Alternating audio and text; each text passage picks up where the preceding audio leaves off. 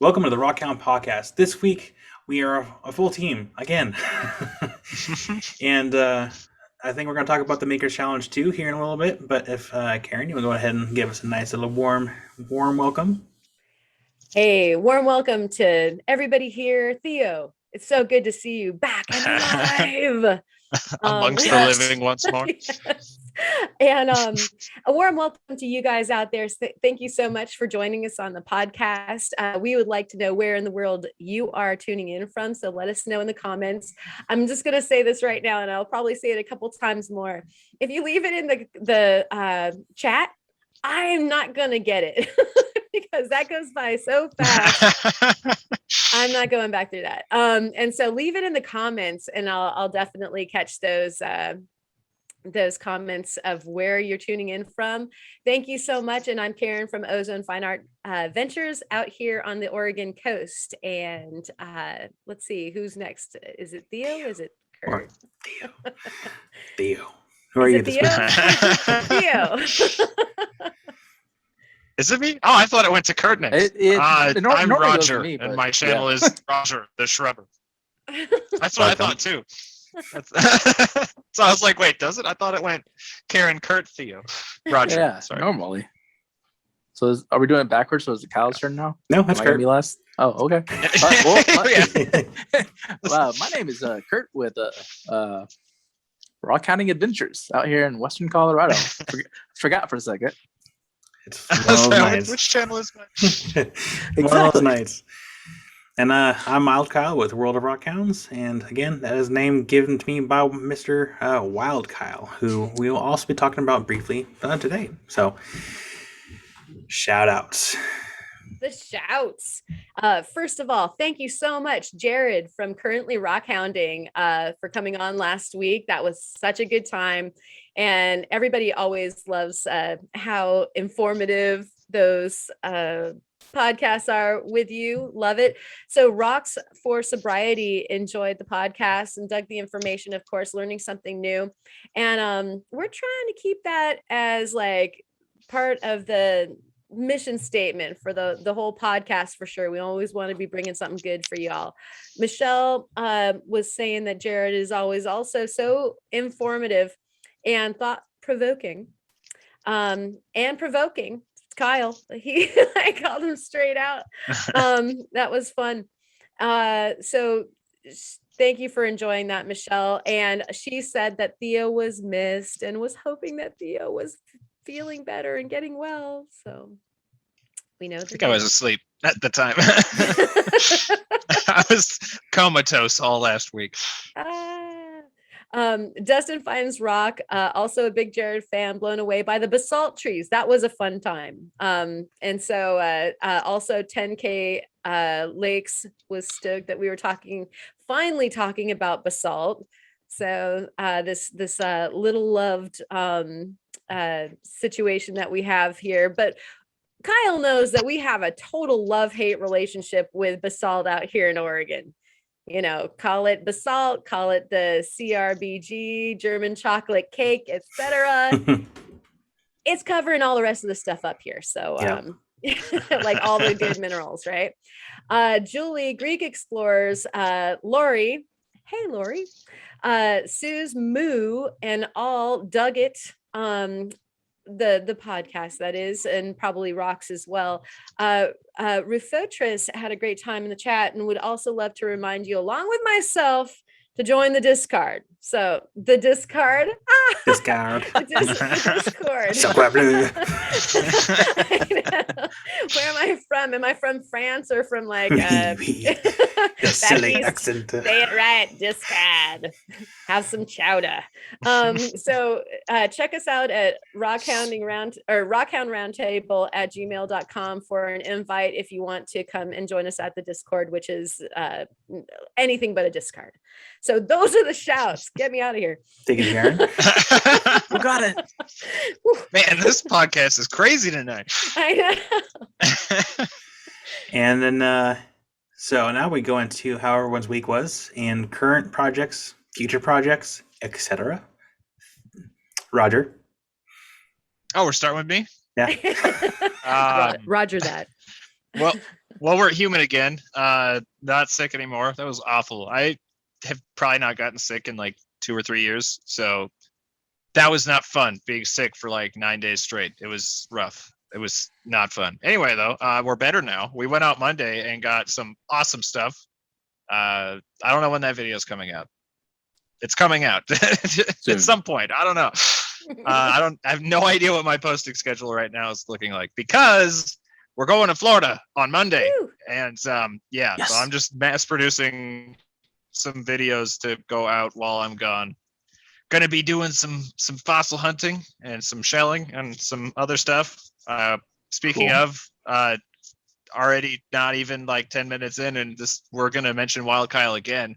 We're going to be hooking up at some point while we're down there to do some more fossil hunting together, which is going to be awesome.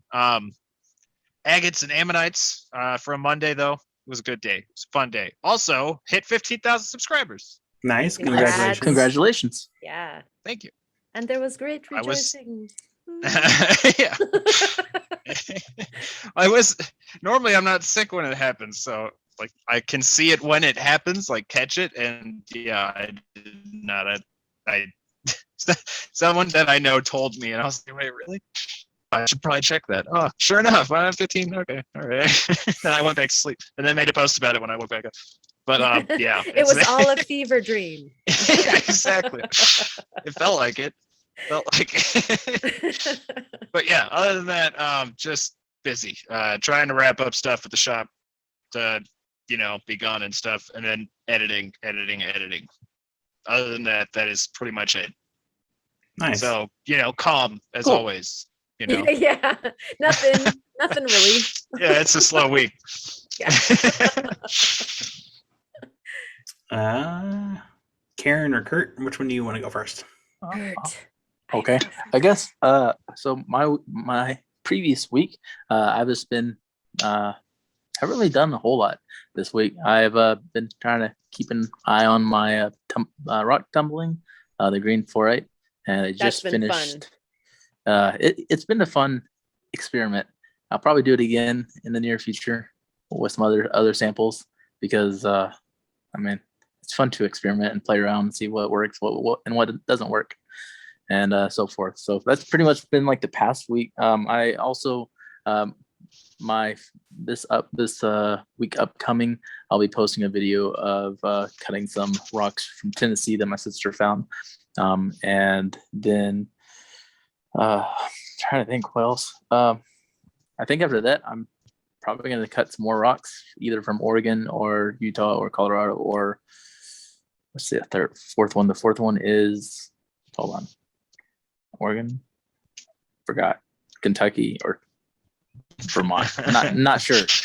I'll be cutting a bunch of rocks soon to come. And sorry. I was just gonna say I was gonna make a post about which state rocks I should cut and let the viewers decide what next video should be out. Come out. So bunch of beach rocks. What happened? So Theo can't get out. I'm back. All right. So that was weird. It's really funny is what people can't see is so we're using Zoom to like record these meetings. So Theo's camera is cut out, right? Well, whenever he talks, like around his screen actually lights up. So it's funny to kind of see it like cut out, and then he talks, and like the little green bar goes, "Oh, what happened? What happened?" That's why I was like, I got a text and I was trying to slide it to the side, but it opened the stuck in the text matrix. accidentally, so it took me out of Zoom. Yeah, like pretty much. My phone just held me hostage for a second there. No one panic though; it's fine. Okay, then we won't pack it. Yeah, we won't panic. Kurt, have you been on any of those hikes lately? Are you going to be taking some hikes? Because like it's been gosh. cold and wet. Very No, it hasn't been wet. It's been mainly just cold lately, and haven't been really wanting to get out.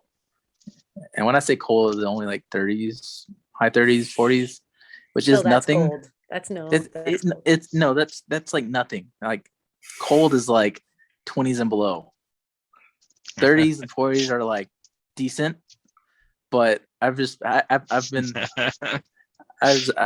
a wimp and haven't been wanting to go outside.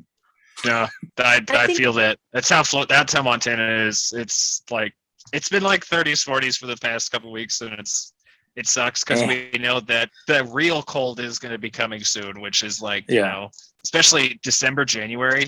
If we get a normal winter, last winter was not a great example, but it's like, you know, negative like 10, 15, which is not fun. I've never been in that type of weather. Like the coldest I've been in, it was -2. And it's actually a funny story. Like I went to a grocery store at around midnight out in New Hampshire, in Keene, and we walk in and I'm like wearing it's like -2. I'm wearing sandals, short sleeves, and a cap. And some guy walks up to me, get completely like dressed for like full on winter, and he's like, "You're a brave New Hampshire," and I was like, "I'm not from New Hampshire, I'm from Texas." He's like, "That doesn't make any sense." And it didn't. He goes home and contemplates life. You're right. So, like, oh, that's great. Yeah. And then definitely don't come to Montana in January. It's nightmarish. Like a day or two that is -30 is not out of the question in Montana. Like up in the High Line, we'll get wind chill of like -50. It's That's awful. crazy. It's awful. -2 is the coldest. Literal Arctic temperatures.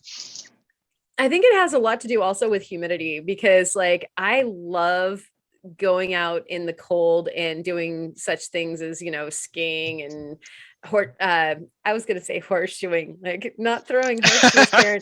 Snowshoeing. For some reason, I thought you were going to say horticulture.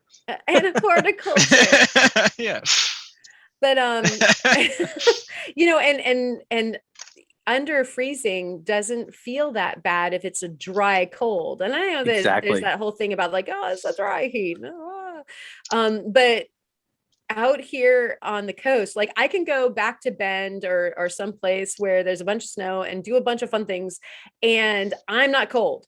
And it's like in the 20s or, you know, even in the teens. And then I come back to the coast and it might be like in the 30s, but it's like that, like boom, chilling ocean water. That's how it is in Texas. Oh, yeah.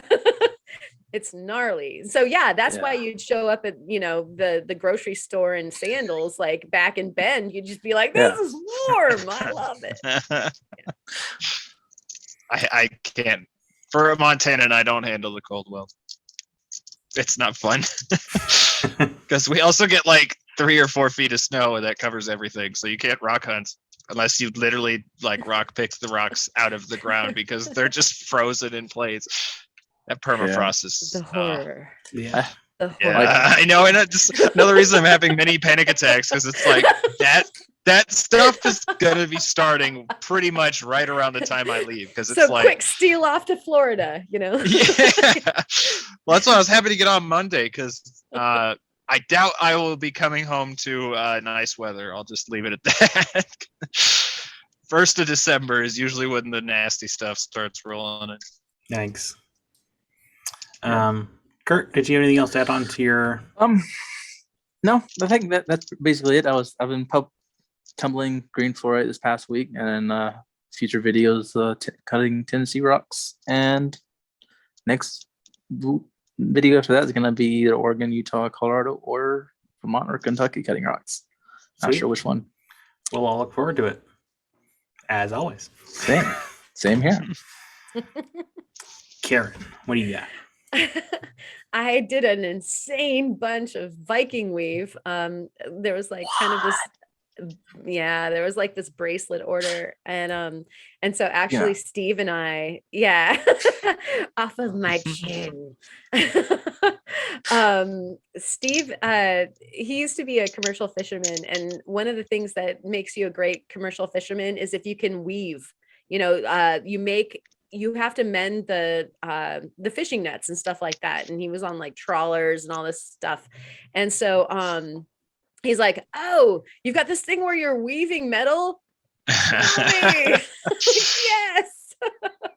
So we did the Viking weave together, and that was really fun. He might actually turn up with, like a nice winter Viking weave from his goatee or something. And I actually also integrated it into an amulet that I posted around. That might come up in a video at some point soon. Both ancient and contemporary and all. And then I got this great big package today. I was like not the dude at the window all like waiting for the UPS person. It's raining outside, and I actually turned my back on it, and then I checked, and it was like delivered, and I'm like, what? And I'm looking at my front door, nothing. They delivered it to my back door, and I was just like, it's just like sitting there like. But at any rate, it was it's the spoiler will happen for my show and tell. I'll show you what I got. And this is a huge big package. And then let's see. Yeah, that's pretty much it. So lots of excitement here, although it's been like raining and crazy on the coast, and there's some gravel showing, just so that some people know. But I haven't been out yet, so I haven't had it. I'm picky, and so my place isn't going off yet, and so I'm waiting. But yeah, it's happening. Anyway, so hey, who? Oh, Kyle. Me. How was it? So yeah, I finished a customer project. Cut and polished a bunch of opalized wood. At first I thought it was agatized wood, and I can't show the video yet. I had to wait until the subscriber gets it to her grandkids for Christmas, and then I'll release the video. It's top secret. Top secret. I might post pictures on Instagram before. I'm still haven't decided yet, but it's very yeah. We want Send us pictures. I'll send you guys pictures. But it was very tricky stuff to work with, because I went in thinking it was agatized, which agate polish is way different than opal does. Mm-hmm. It works differently too. Yep. And this stuff was like heavily opalized. I mean, because typically when you go, you're working on a stone, you wipe off the water with your hand or your skin, and my skin was actually sticking to the opal, and the water was having a hard time actually wanting to interesting evaporate off the surface. And I got it polished. But what was even more interesting is some of the smaller pieces I went to the Berber carpet polishing pad.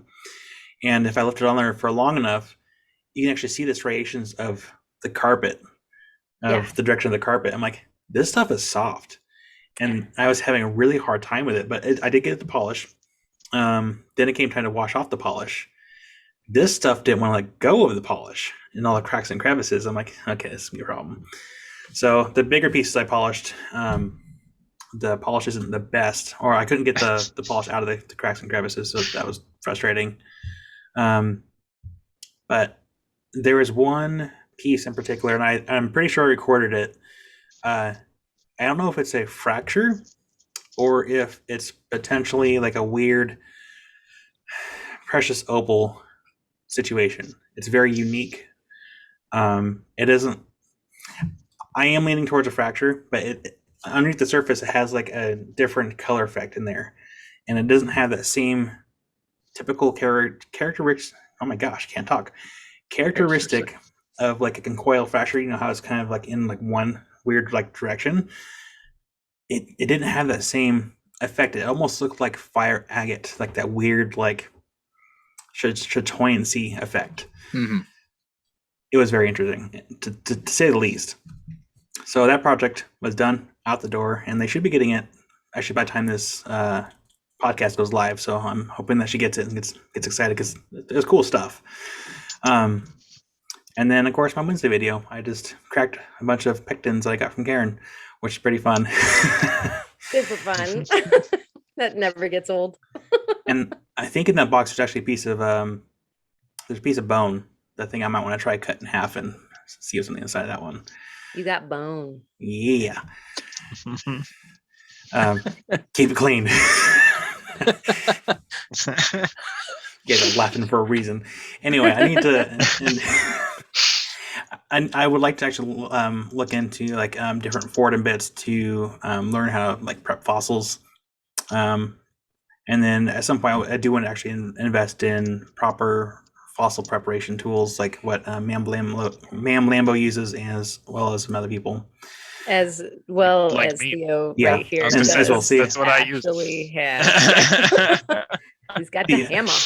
Yeah, I do want to invest in those kind of tools, Right? but don't you have to have like Dude, an air There's compressor for nothing those? in the world.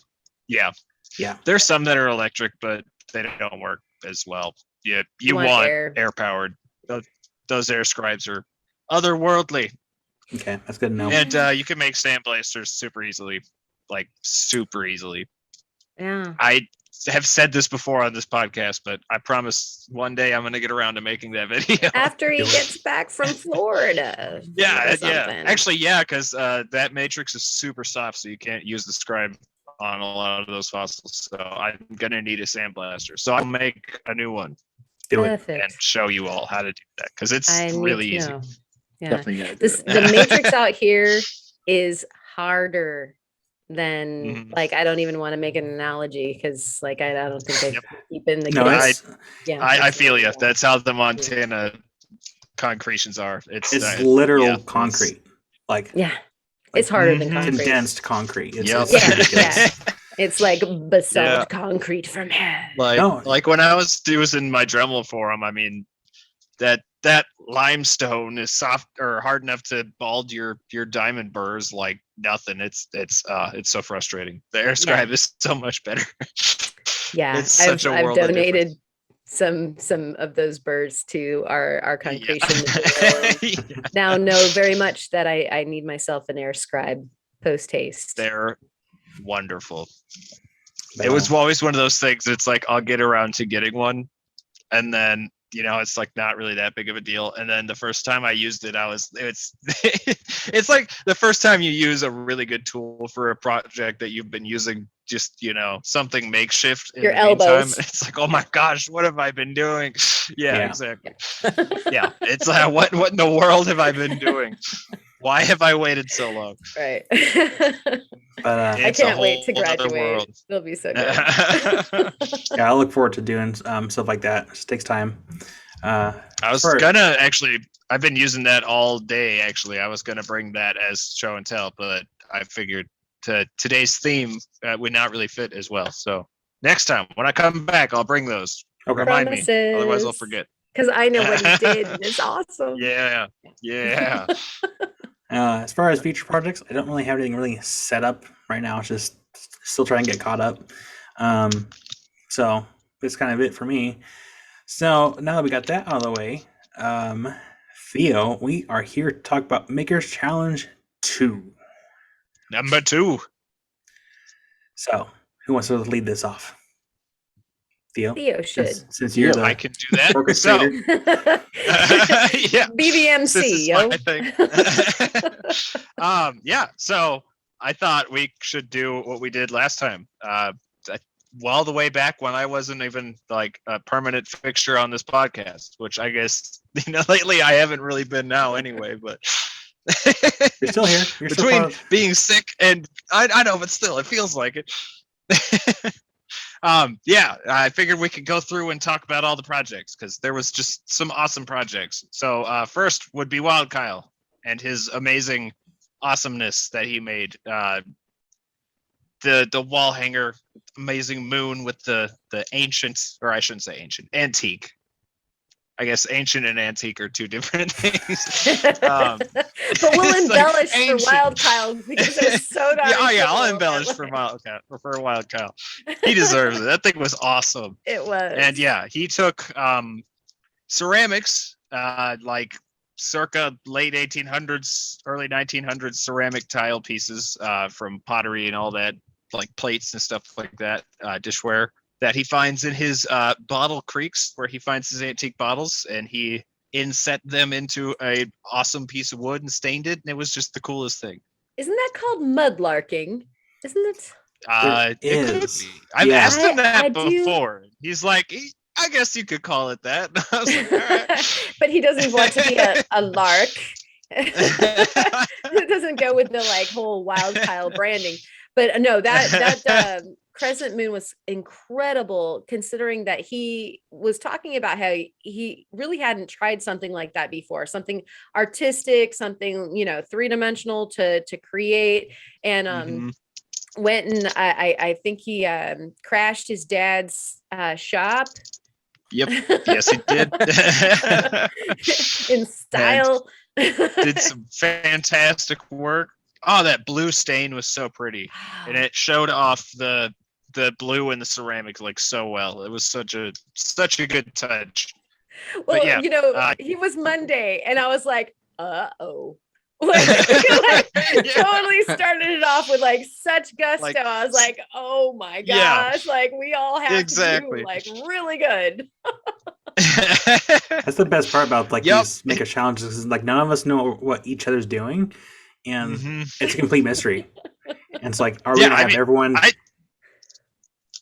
I set the whole thing up, and I never know what anyone else is making. So it's even for me, who's orchestrating the whole thing, I have no idea what to expect. So I love it. It's awesome.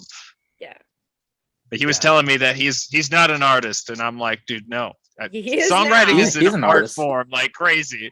You just it's like, I know you could make something amazing, and he absolutely made something incredible, and it was so cool. Everyone can be an artist. I'm hoping that he makes more now. Oh yeah, absolutely. He said that he's got momentum. Yeah. Yeah, absolutely. He's into it. That's actually one of the big inspirations behind the Makers Challenge. Bob Ross. I've been, well, it's just a lot of people would always tell me like, especially with like my carvings and stuff like that, I'd be making videos like that, and people would always say I could never do that. It's like, pardon the French, but BS. Yes, you can. You just have to try it. I sucked when I first started. So it's just a matter of doing it. So the reason the whole challenge came about was because I wanted to see what other people could make and do it in like a non-competitive, let's all create together kind of way. So one of my favorite parts about the challenge is just seeing people that wouldn't normally do something like that step out of their comfort zone and make something amazing, because everyone can make something amazing. They just got to do it. Yep. And totally try. Everyone has succeeded. Yeah, you at home. Everyone on the podcast just starts pointing at the cameras to be like, oh, you can do it. Poke your eye out. Okay. And if you mess up, just keep going. Yep. Yeah, because we all make a bunch of ugly art before we, get to anything good. That's Oh yeah. Oh, you should have seen my first pendant. It was hideous. I can say that. It was awful. There's a collaboration of different like horrible shaped copper pieces. It was god awful. The All-Star somewhere, and anyone can do it. If you were not editing this tonight, I would send you a picture of my first carving, but I can't do that until tomorrow. So, but yeah, I mean they're not beautiful when you first start. Okay, you guys. I'm sorry. It's animal time. Yeah, the spouse is not here, so they're all very upset. It's okay, honey. It's okay. Yeah. Wild Kyle's creation was fantastic. I loved it, and he sent me a message, and he's like, "Hey, is it okay if we use like anything?" I was like, "Well, what do you mean?" He's like, "Well, I wanted to use some of those ceramics that I find in the creek," and I was like, "I mean, it's ceramic. It still counts as rock in one form or another." You're hounding. Yeah, exactly. You found them while you were rock hounding. I mean, yeah. One sec. Okay, who do we have on for Tuesday? Tuesday was Roy's Rocks. Woo! That was awesome, mate. So amazing. That was so cool. Yeah. That honeycomb was amazing. Well, I like how he so I've got to bring out my really big opal. I know, it's just gigantic. I know, he sent me that clip for the the announcement video, and I was like, oh my gosh, I am excited to see that thing. It was insanely beautiful. Yeah, are you allowed to have an opal that big? Exactly. Right. Go reassess and judge my entire stock after seeing that thing. Yeah. Man, my opals suck. Wah, wah, wah. Well, and I so love, pretty too. yeah, I love the way that he actually goes about hand polishing. Those of you who haven't checked out Roy's Rocks before, instead of like hitting the cab machine, like Black Opal Direct and some of the others will, just go for it. He is really meticulous about doing this hand polish job with a rotary tool and the specialized burrs, like the not only the diamond centered but the novas and that sort of thing. And if you want to learn how to do something like this, go check out his channel. And so Yeah, you're absolutely. watching him. Totally. Absolutely. Yeah, he is like, just right on top of the pile as far as, showing like all the good tips and tricks on how to do this. And so watching him take on this huge opal by hand. Yeah. I mean, Monster. think about it, by hand, like the only other by hand you can do is like with sandpaper and your muscle. Yeah. And then otherwise Pretty you're much. having machines do it. And so like, I don't know, to me, that was like super rooted as far as, this is how this gets done. And you get to watch it slow because he's like, just, it doesn't just peel off layers like a big Cab King would do or something like that. Yeah. It's just really, really nuanced. So yeah, and the way he love his follows, sorry. No, dude, go. Yeah. The way he follows the shape of the stones, like maintaining that natural shape is just, I love it so much. Like I think most people, if you pop them in front of a cabbing machine, can make a cabochon, or even a flat lap. I feel like most people would be able to turn out a cabochon, but there's something about like following the contours to make a true specimen grade, like 100% polished opal with a rotary tool. That's just, it's mind blowing to me. It is. The paw, Kurt. Yes. Just a paw. It's cute. Just leave it in. Gesturing for him, like, yeah. Don't stop. I just look over and see this. See this little paw, like, Yeah. That's not distracting. No. But yeah, that was fantastic work. I don't know if we mentioned already, but links to all of these videos will be in the description. Also, a playlist will be on my channel. And if you want to see all of the videos in one place for easy viewing, type in to the search bar #MakersChallenge2. It works. It does. Totally. I tested it. you're like, I Nice. did this on purpose. Yeah. Yeah. It's not coincidence. Yeah, and it works. It was planned this way. Yeah. And then who do we have on for Wednesday? Wednesday was Frosix Findings. And That Hey, was John! something else. yeah, that was amazing. I So still need to good. watch that one. That's the one that I have not seen yet. Well, you're Spoilers. in for a doozy. Because Whoa. Stop it. There's That ups was and good. downs yeah, and a satisfying conclusion, truly. as well as a character betrayal. No, anyway. Yeah, it was the antagonist in that. Right, yeah. No, it was so cool. It just made that much cooler by the fact that he went out and tested it and proved that they are Loved not it. just like for show. They really do work.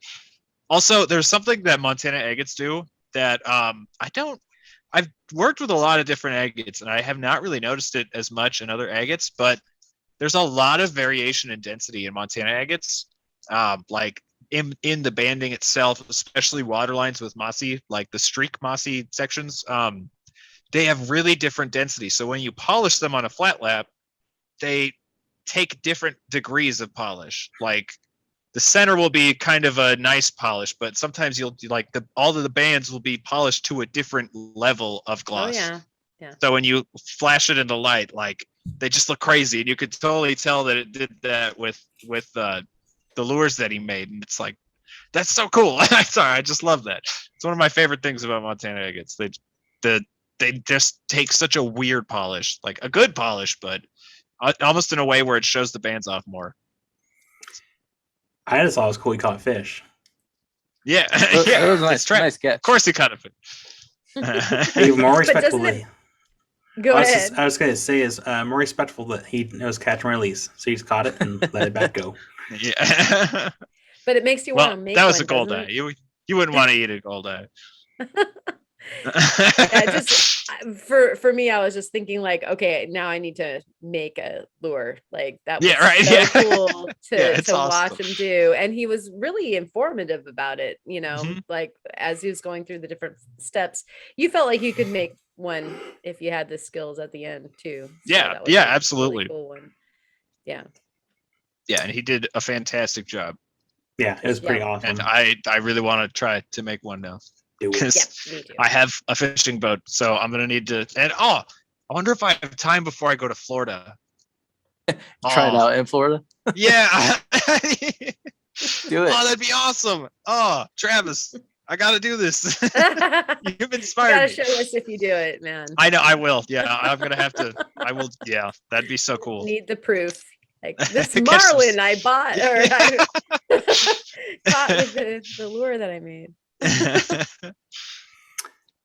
So who do we have on for Thursday? Thursday was me minor. It was such a brilliant idea. Yeah, what he did. The chorus. Yes, I know.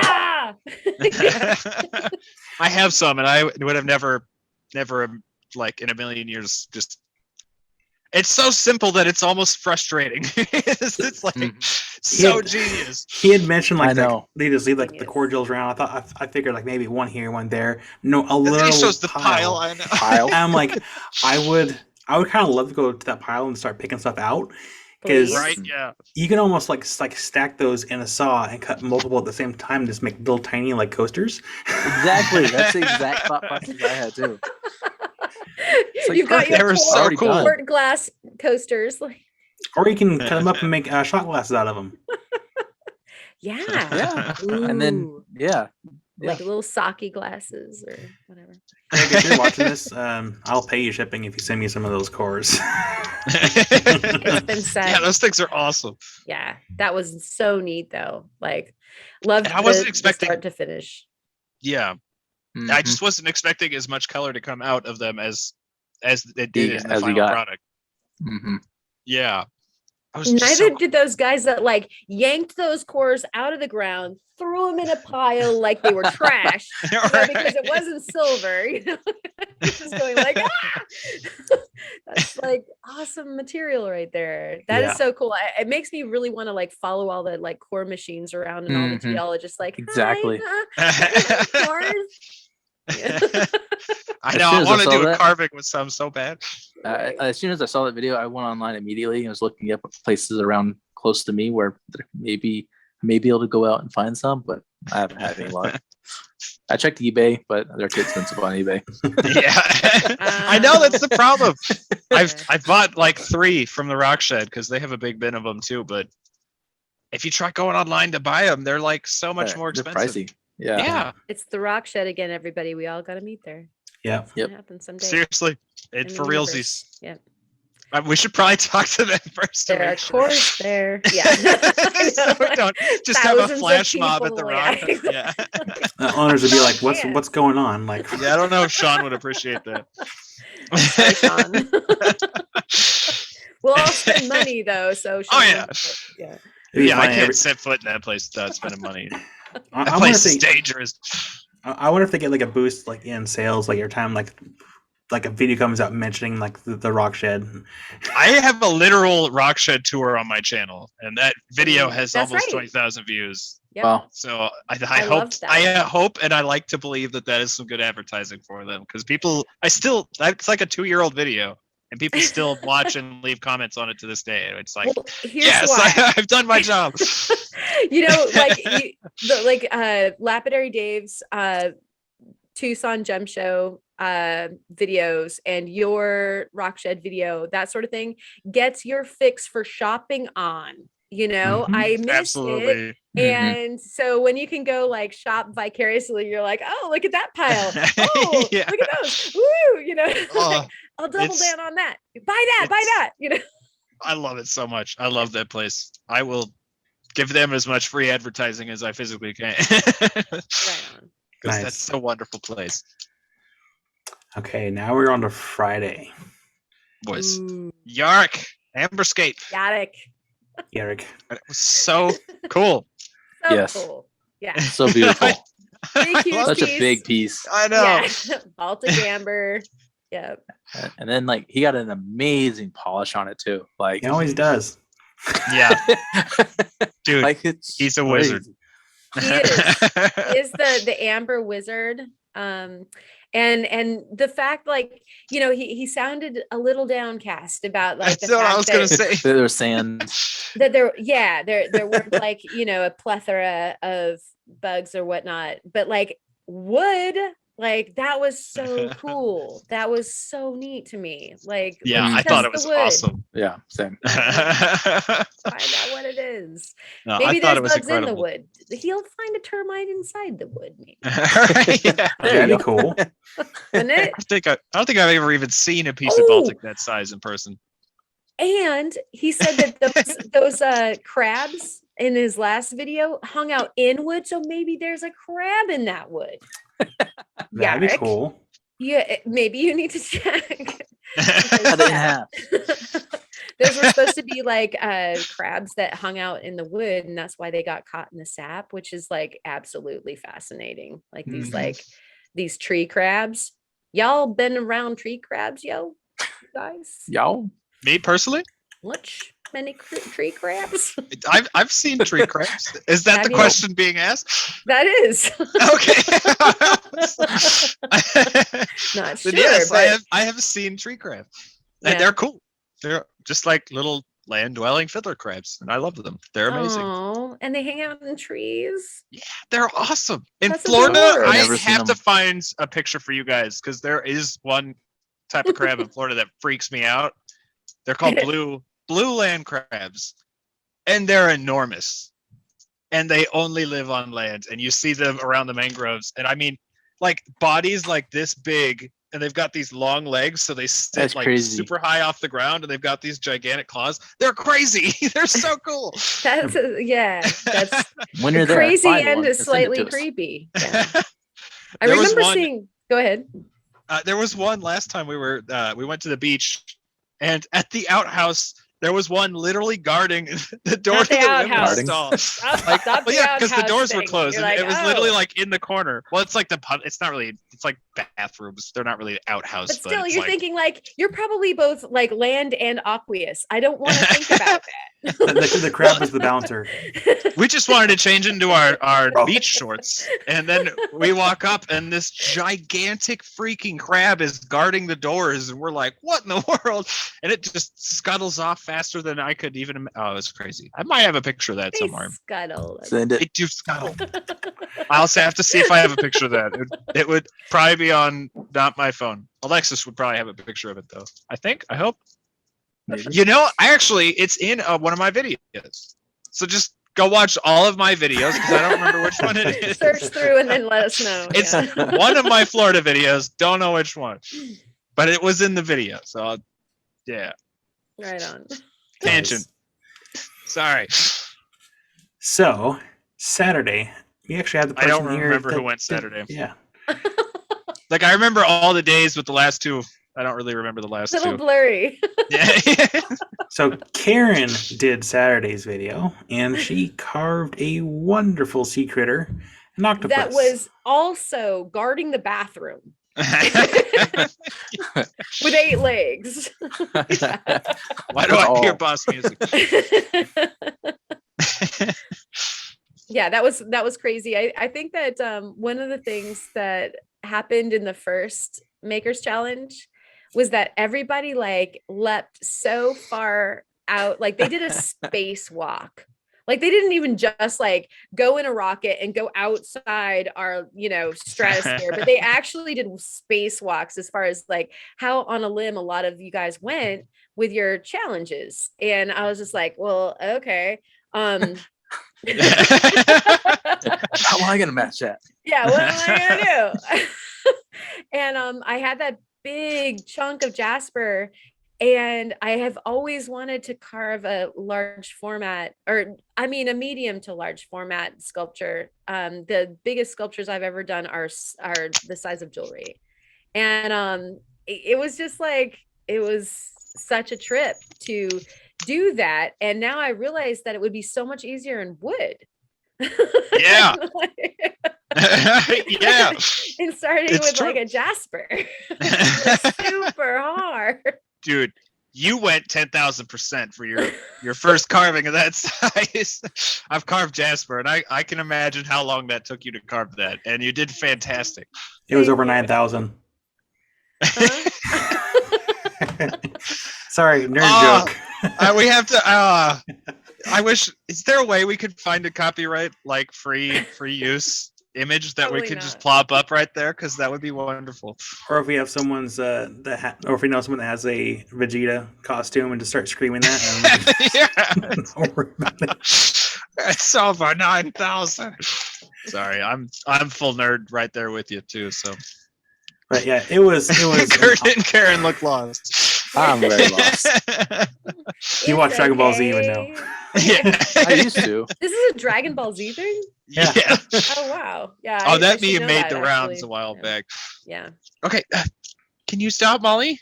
It's fine. Molly's like, I no. know, Molly. She will be home soon, I promise. But you gotta stop for right now. Never. But yeah, Karen did an awesome job. I mean, I shouldn't talk about it like you're not here, but you did an awesome job with that Yeah. carving, Mm. and so we'll see. Hopefully, make a bigger one. Make bigger one. Yeah, Make Bigger Pacific is better. Ocean octopus bigger. do a Cthulhu. Yeah, like the full crack and Molly, stop. it You would be, gotta stop. it would be Guys, fun please to try stop. something larger, but it is gonna be out of wood next. I think it was so time consuming, and so it was actually like financially detrimental because of all the burrs that you go through. I need to Yep. learn how to not go through burrs so quick. We could do too is you Uh, make a big one out of wood next time and make the eyeballs out of stone. Sure. There you go. Uh, That'd be cool. the only way I've found when doing carvings of that size to save my burrs is to do the bulk of the rough shaping with an angle grinder. Yeah. That is the only way I have found. Get your rough shape out with the angle grinder, and then you go in it to do like the refining and shaping in detail with the diamond burrs. And this is something I did not learn until about 2 months ago. So Here's another I have question for murdered you. a lot of diamond burrs. Would the pneumatic hammer work? Would the scribe work with something like that? The problem is it's not diamond, it's tungsten carbide. So depending on what you're carving, like I totally have and wouldn't can work with a shape it with softer stuff. But yeah, like Yeah. I have some fossils that are in shirt, and I tried excavating those, and I think if I really gave it an attempt, I would probably just dull out the point before I ever made any progress on that shirt. So I fear that it would probably be the same way with but softer stuff you totally can shape to a degree, but the angle grinder is insanely helpful. Like they're like little like diamond tile saw wheels. It's like a 4-inch diamond like tile saw disc. Yeah, basically. yeah, I've seen those. Put it in, and needing to it's do that. got grit all the way down the side, but it's still a blade, so you can like cut but then also use it to shape, and it's amazing. It saves so much time. Yeah, I'm just so wrench mad. I'm like, hey, your it's piece just down like, in a vise and just go. "Rah." yeah, that's like Yeah. straight up, yeah. And it I'm saves down so with much that. time. It's Yeah. it's fun too. It's fun. Wait, it's Theo, like- is it fun? I'm trying to find the right word. How Have you fun? guys ever? Yeah. This is probably a very oddly specific question, but have you guys ever done any wood shaping with a chainsaw? Like not just Not cutting, yet. but like No. actual shaping. Not It's yet. the most like recklessly liberating feeling on the planet because you're just moving. Don't try this at home, gigantic. kids. Yeah, I guess I shouldn't be endorsing this. Get practice with that kind of stuff before you should be trusted with a chainsaw. It's so much fun though. Like, yeah, and you see what would have taken you like probably 20, 40 hours be done in like 1 hour, and you're like, oh my gosh, power tools are wonderful. Yes. Our tool's good. Yeah.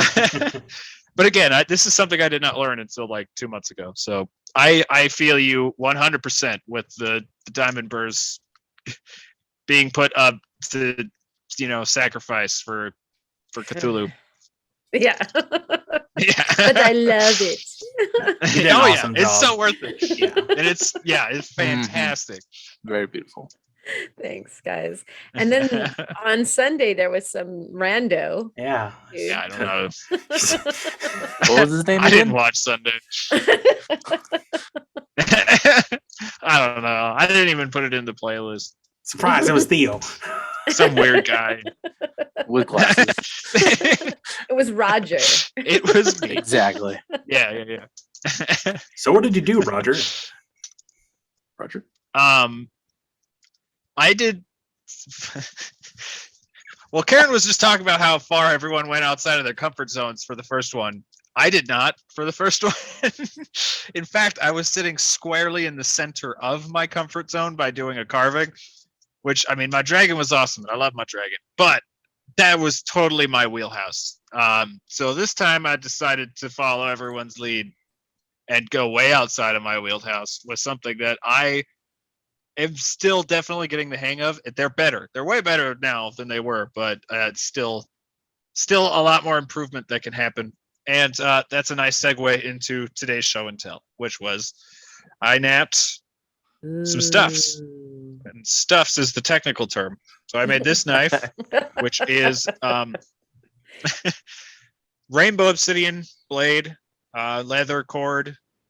The wood is actually elm driftwood that I collected on the river. And then the inlay is, see if I can get it to cooperate a little Yes, bit. you did. You popped it. Oh, right there. Nice. Here. Wait. There There it is. Thar be some amylite. And So then good. for this one, Are rainbow and obsidian and amylite allowed to actually share the same space like that? Or Bruh. I was so mad my Ah. camera would not cooperate at all with the blade. But this thing has so much like purple. There's a little layer that's silver sheen. Like just in the center of it, there's just like this one little band of silver sheen, and then there's just bright purples, there's green on one side, and my camera would not, no matter what I did, it would not capture that color.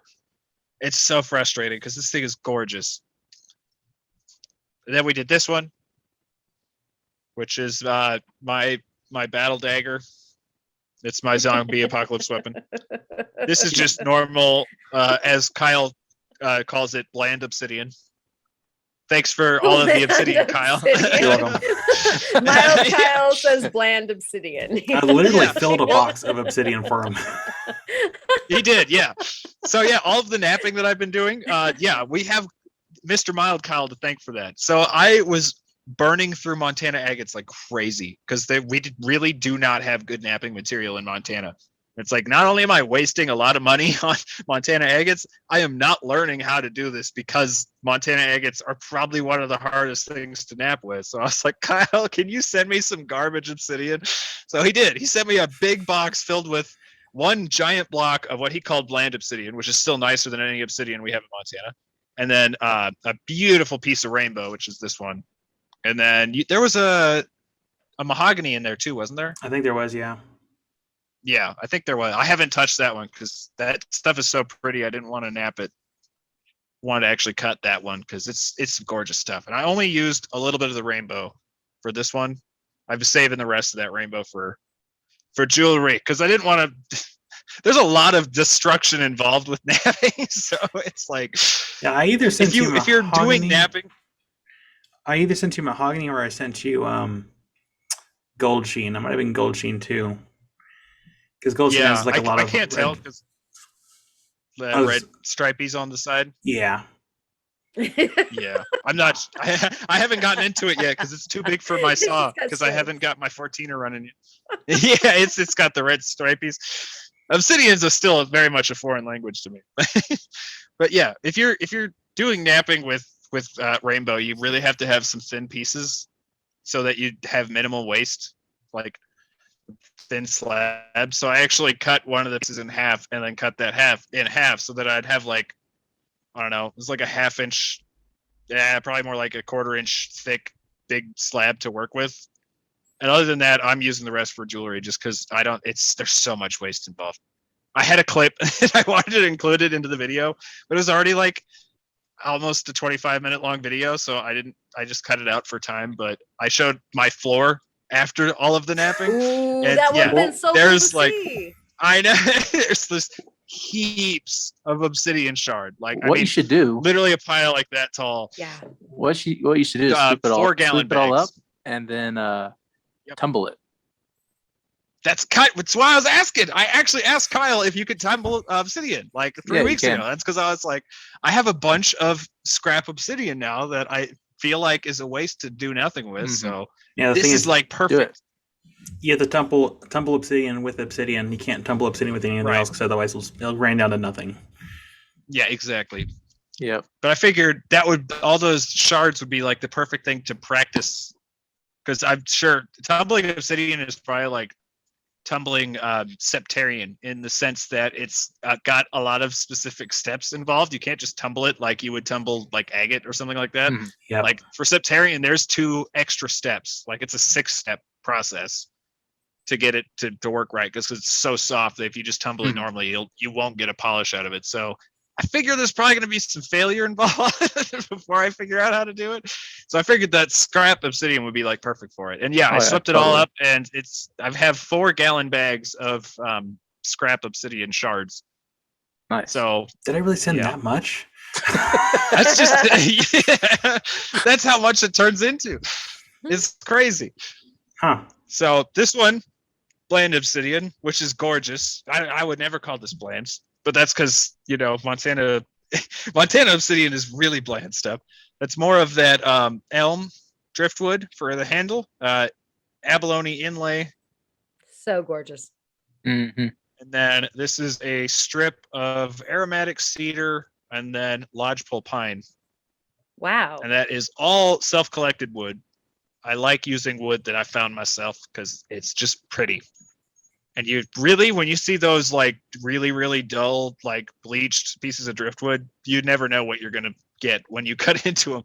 They're so cool. Isn't it cool when you're cutting driftwood, like the smell is tipping you off as to what it is? Yeah. Yeah, exactly. So because if you see it in the video, I had no clue. Both of those pieces of wood were just like gray, kind of tan, like nothingness. There's no grain showing whatsoever. They're just kind of, like you would never be able to guess from looking at them what kind of wood they were until you get into them. And then then it becomes more obvious. And then this one, which this is probably the only piece I've napped so far that wasn't from Kyle.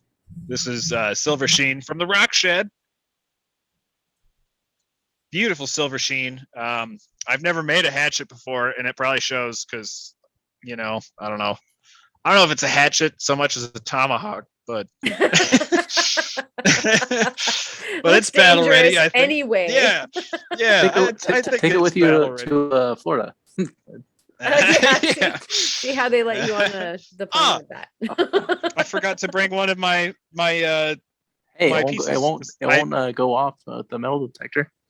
That's true, actually. Yeah. This video gets flagged. I forgot to bring the shark tooth that I napped, because that was also part of that video. I napped a megalodon tooth because why not? Anyway. And if you don't believe him, you have to go watch the. Yep. Yes, you do. Yeah. Yep. It was pretty cool. That was a random whim that turned out way better than I thought it would. So I might need to nap some more shark teeth, because that was awesome. So beautiful, beautiful silver sheen obsidian. The handle, or what would that be? The shaft. We'll call it the shaft. Is extremely curly cottonwood burl. And I am really hoping I can get it to curl for you guys, because it is absolutely stunning. That's pretty. You can see it better in the video. Yeah, it's just stunning. And then this is walnut, and then this is more lodgepole pine. Go watch his videos. Yes. Yeah.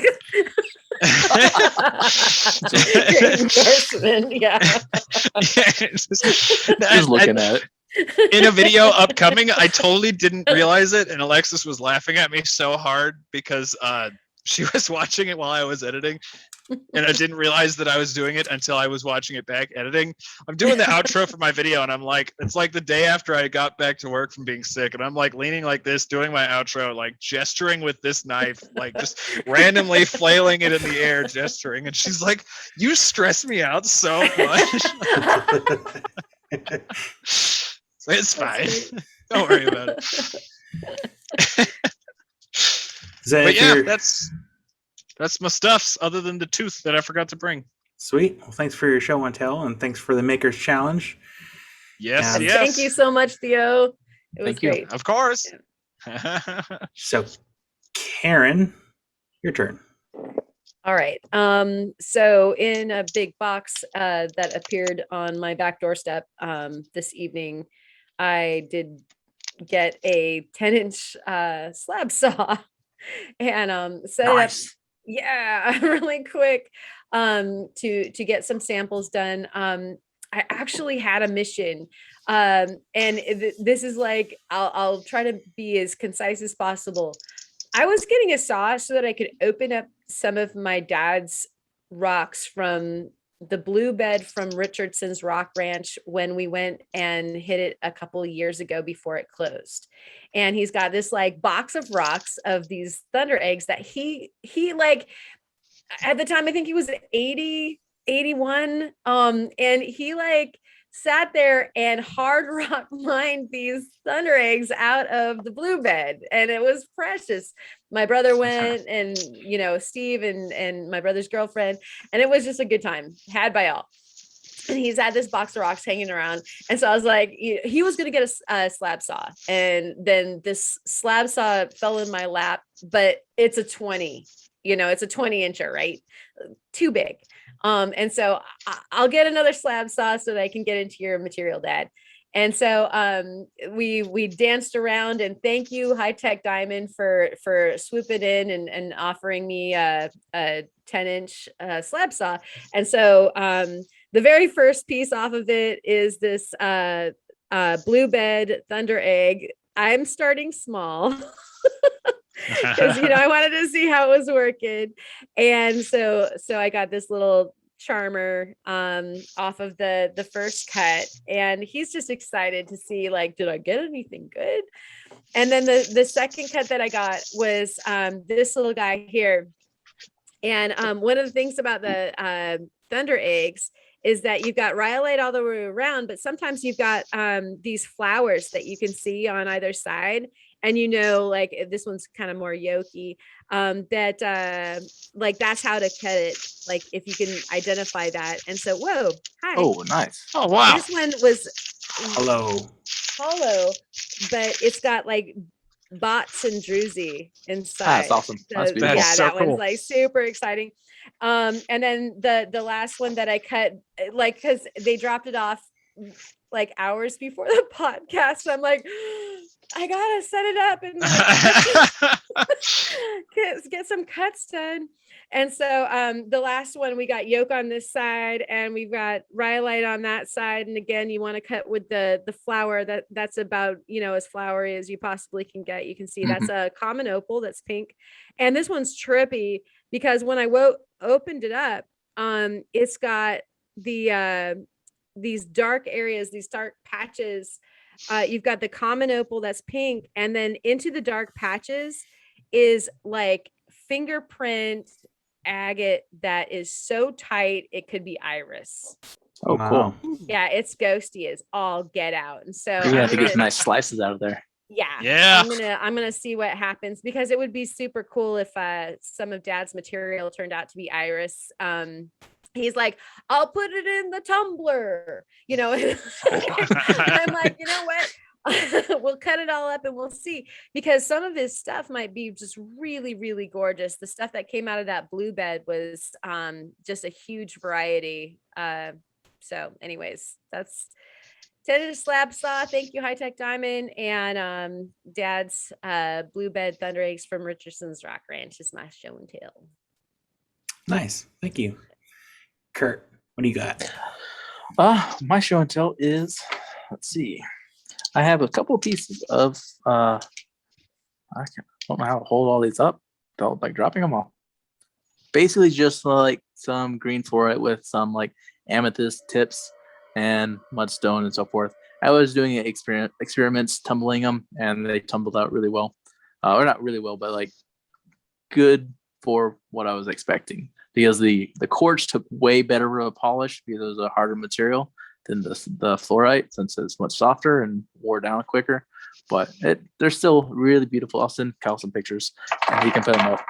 And some of the pieces have like multiple different minerals in them, which is like fluorite, amethyst, hematite, calopyrite, and malachite, which are really beautiful. And that video should be coming out in the next couple of days.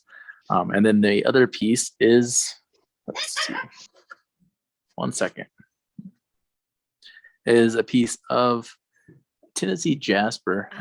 Really so cool. Beautiful. Like the outside of it is like you would not expect that to be on the inside. It's like just black, like a gunmetal silver kind of brown, and then the inside was like red and orange with beautiful natural healed fractures and so forth. So that video will be coming out this upcoming Monday. Yeah, it's always interesting to see what Karen is cutting open rocks, and it's so interesting to see what it looks like on the outside, and then when you cut it open, completely different on the inside. So those are my show and tell pieces. Thank you, Kurt. Can't wait to look. I'll look forward to watching that video when you get around to it. Yes, can't wait.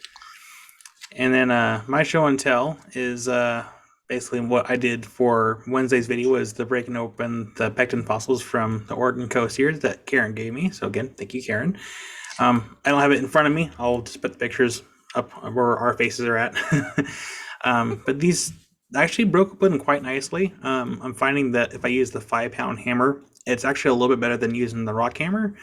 I just noticed that there's a difference not only in density, but I feel like the 5-pound hammer feels more of a soft, dead weight than it is like a high pitch, like stainless steel, like ringing sound. And they almost broke a little bit open a little bit easier. Yeah. And because the thing is, you don't want to just smash it to pieces. You have to, be very gentle. There's no Hulk smash. No Hulk smash. I love my 4-pound sledge for that very reason. Yeah. Aren't they great? But silly, it's wonderful. I've noticed they're the best. Yeah. But I noticed you have to be very careful where you smash them, and especially for the pectins, you have to kind of smash along the edge.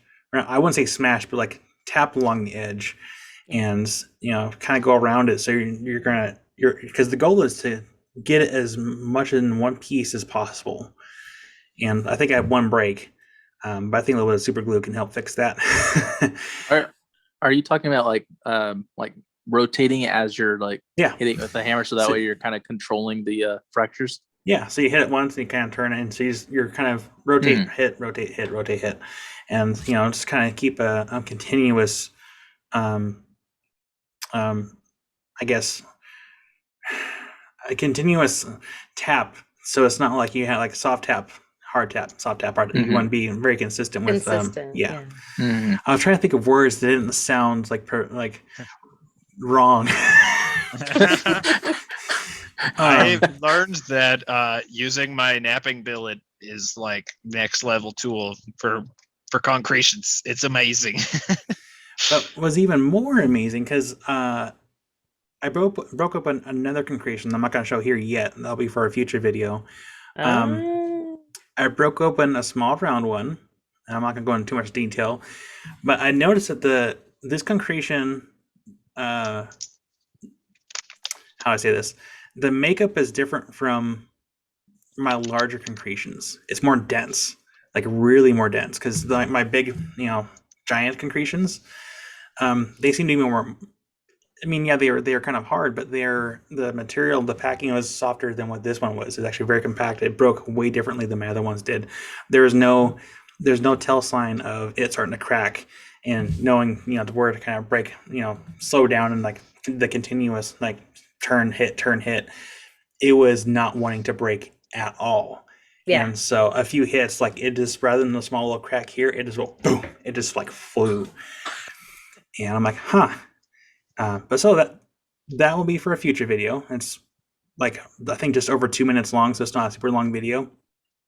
But it's interesting. I don't want to spoil anything more than that, but it was interesting. But yeah, thank you, Karen, for that box. And it's exciting Yeah. because like you were just saying, you don't know what you're going to get. So you get some that are like these concretions where, you know, you tap, tap, tap, and you get this pretty shell that comes out. And then other ones, you don't know. yep, You don't know. There's going to be a monkey pop out of there or something, you know, like you just don't know. So yeah, it's cool. And some of them are hard and some of them are soft. yes, Kurt. I have some. I was just gonna say I have some little concretions from Kentucky from Road Cut.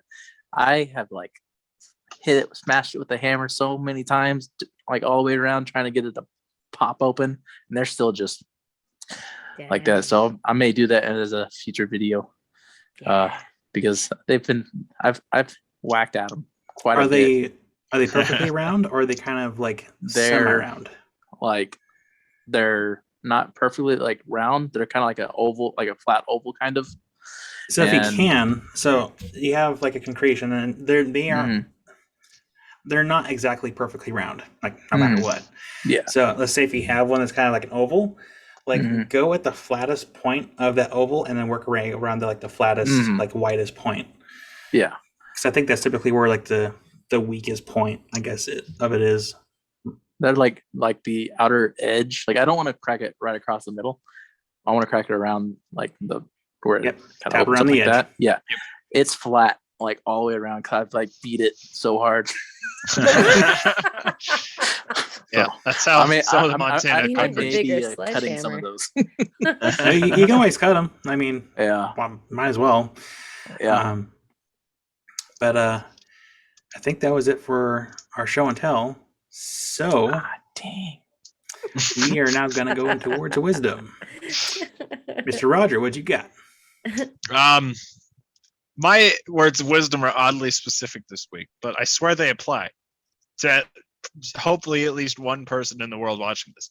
Don't have a sale in your store, have a bunch of sales, and then get sick the same week, because it's really, really, really stressful, and that just makes you more sick for longer. And then you have to message people and be like, I'm sorry, I'm getting to it. And they're all like, it's okay, but then you stress more. Just don't get sick, I guess, is the moral of my story. Words of wisdom: don't get sick, people. Okay, I won't do that. Drink water. Lots of water. Drink water. Less coffee. Yeah, don't drink coffee. Wait, but like there's water. Words of wisdom dressed. So that's actually, yeah. Yeah, exactly. I'm getting my water today. Yeah. Thank you. Yeah. We'll just call it water. It's bean water. Anyway.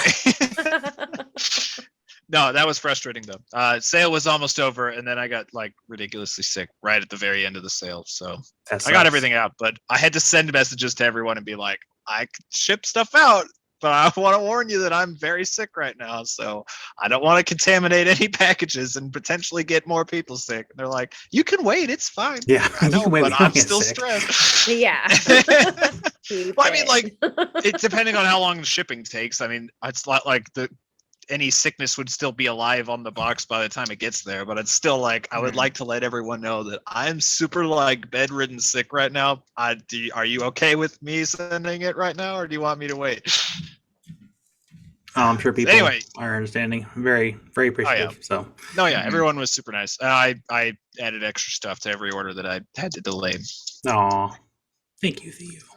Yeah, that is common practice. If it doesn't go out on time, I add an extra pound of rocks to everything. Nice. That's nice of you. Kurt, what's your words of wisdom? Okay. So I wasn't really sure what I was going to say, but it could be worse than mine. I'll say, if you're experimenting with some of your rocks, like tumbling, like I have been, don't use your favorite specimens out of the bunch, because you have no idea what they're going to turn out like. Like I didn't use my favorite ones, thankfully, but I was just looking at it because like I was looking at like watching the first video I put out to like what I'm like editing right now. It's like the rocks have changed so much, and some of them I don't even recognize from when I first put them in. So just don't use your your favorite pieces. Oh, Use that one hits other close to home. other ones. So That one hits close to home. Yeah, I've done that. it does. I've done that. No, that's very wise words of wisdom. Very. Yeah, I did one of my favorite scaff fights when I first got the scribe, and I didn't realize just how powerful it was. So I blasted one of my scaff fights in half. Oh, Yeah. That hurt. Karen. Zargus, okay, I have 2 words of wisdom. When Okay. you get an air scribe, put it on low power first so you can understand how powerful the thing is. Don't blast it up on high right off the bat, because that thing is way stronger than you think it is. Good to know. Thank you, Theo, because I know I would have gone like. Don't put it on 5 right off the bat. Start on 1. Can't wait to get to. Yeah. I promise I'll have more applicable words of wisdom next time. They won't be so specific. Hopefully one person on the planet got help from them. I'm sure they did. Karen, what do you got? Mine are more vague. So last week, and the week before, it was like, you never know, and grab it while you can, and that sort of thing. And this week I was just like definitely getting down with wow, do what you can. For me anyways, it was like the whole saw thing was like, just my dad wanted to see inside his rocks. And now I have a 20-inch and a 10-inch saw, like somehow. And like that happened within, I don't know, like a month or so of each other. And like I had a big saw drought before that. And so I don't know, like, do what you can, give freely, no good deed goes unturned. Like it's just, I had a thing in mind that I wanted to do, and somehow like these things kind of flopped into my lap. And so do what you can, and like I think the tools will like fall into your hands. Like, have a good mission, and keep it in your sight. And I think that what's the quote? The universe will conspire to support it. Yeah. Yeah. I like that. So that leaves mine. So, just because something looks dull on the outside doesn't mean that it always is. So, I guess beauty is in the eye of the beholder, I guess. No, but seriously, like, you can have a rock that looks dull on the outside, and it can turn out to be very beautiful. I mean, look at stuff that Kurt's done, stuff that Karen's done. They look like vomit. Yeah, they look hideous. I mean, even the sample cores that Me Miner did. I mean, they don't look like anything, but with a little bit of love and extra work, you can really make something beautiful. And it doesn't matter if it looks dull or not. So keep that in mind before you work on something. Just because it's ugly doesn't mean it will always be ugly. It's beautiful to somebody. People are like that too. Yeah. Yeah, just take this mug, for example. So with that being said, Karen, would you do us the honors of doing a nice outro for us? Everyone, thank you so much for watching all the way through the end of the podcast. And hey, all you guys like rocking it in the chat, thank you. It's always so much fun hanging out with you guys too. And don't forget to leave us where you're listening from in the comments. Maybe not the chat, because I'm not going to get it. And to all of you, hey, happy Thanksgiving. That's coming up. And we wish you all the very, very best. And rock on, everybody. Rock on. Rock on. Peace.